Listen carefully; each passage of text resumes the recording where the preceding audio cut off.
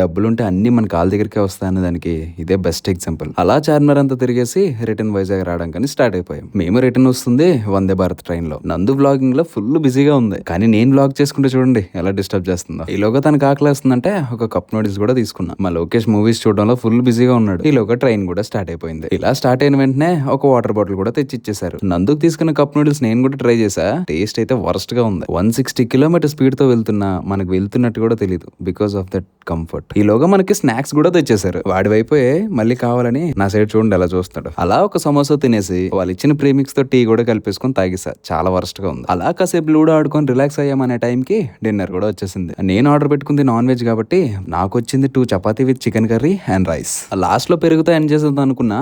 ఈలోగా ice cream కూడా వచ్చేసింది. ఇంకొంచెం సేపు ఆగి ఐస్ క్రీమ్ కూడా తినేసా. మనం కదలకుండా మన దగ్గరికి అన్ని రావాలంటే మన దగ్గర ఉండాల్సిందేంటి? డబ్బులు. అది ట్రైన్ లో తినే ఐటమ్స్ అయినా మన జీవితంలో మనుషులైనా. అందుకే నేను ఎప్పుడు చెప్తూ ఉంటా డబ్బులు సంపాదించడం స్టార్ట్ చేయండి అని. ఈ రోజుతో మన హైదరాబాద్ ట్రిప్ కంప్లీట్ అయిపోయింది. రేపటి వ్లాగ్ తో మళ్ళీ కలుద్దాం. Until then subscribe.